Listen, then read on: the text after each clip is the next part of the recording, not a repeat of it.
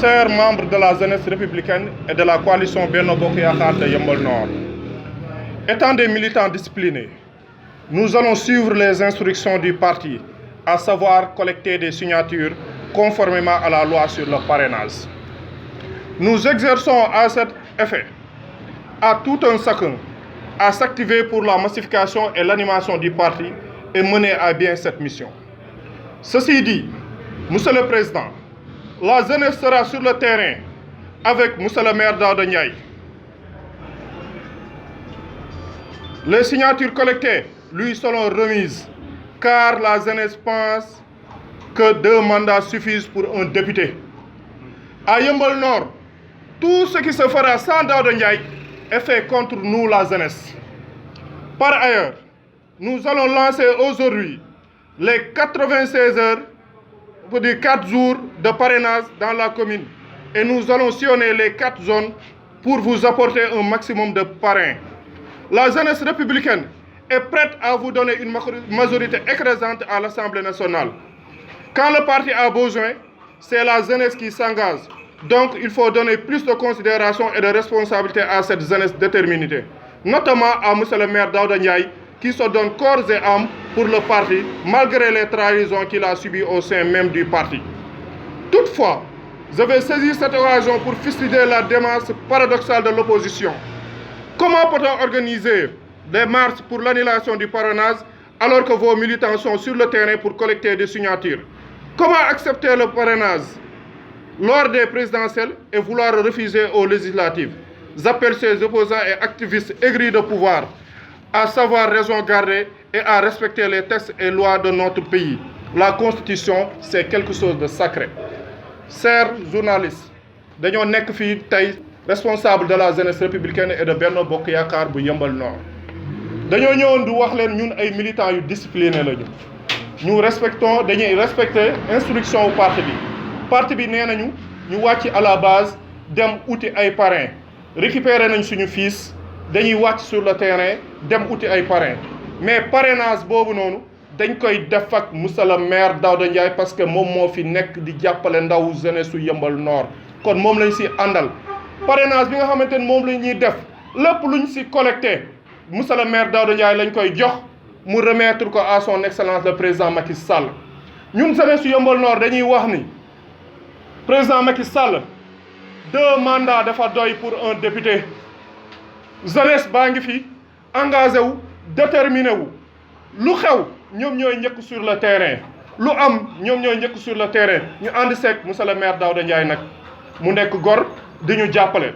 di wax son excellence le président Macky Sall na doole la jeunesse plus particulièrement Monsieur le maire Daouda Ndiaye la ñu bëgg mu dooleel ko.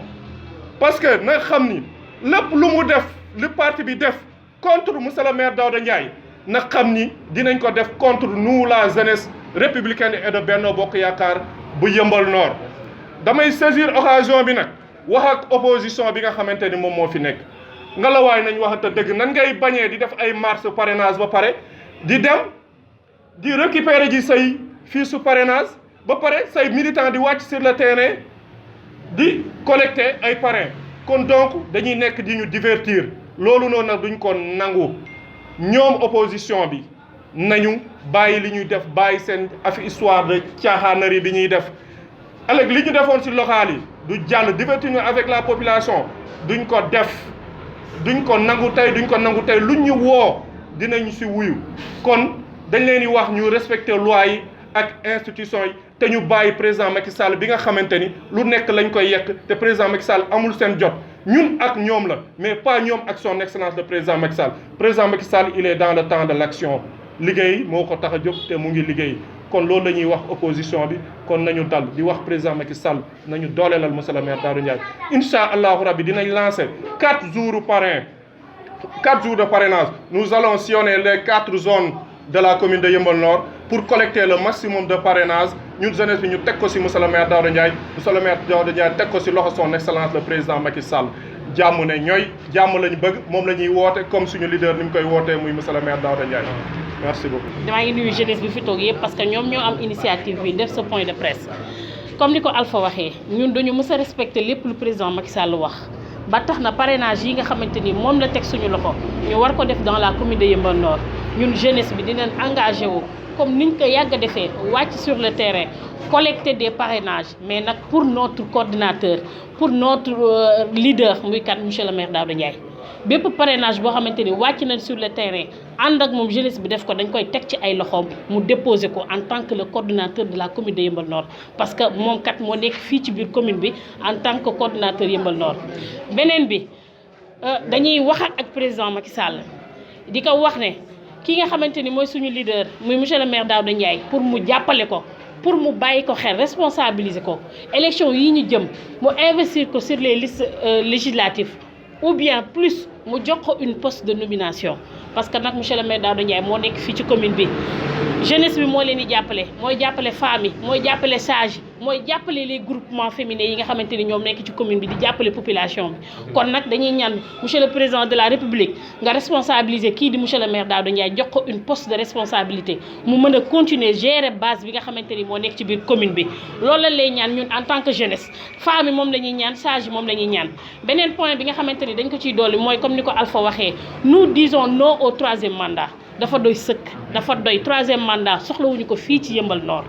soxlawuñ ko fi jeunesse baa ngi fi yeneen responsable yaa ngi fi keneen ak keneen mu ngi fi troisième mandat soxlawuñ ko fi am na ñu fi nekk boobu ba léegi troisième mandat député kenn soxlawu ko fi ñu ngi fi boobu ba léegi benn emploi mosuñu ko jox ci commune bi amul benn emploi bu mës a jël ñëw jox ko jeunesse ci commune bi benn nit moo ko fi def muy monsieur le maire Daouda Ndiaye moo jël jeunesse bi jox leen ay emploi joxu ko doomam joxu ko rakkam joxu ko benn mbokkam te pourtant am nañu ko fiy def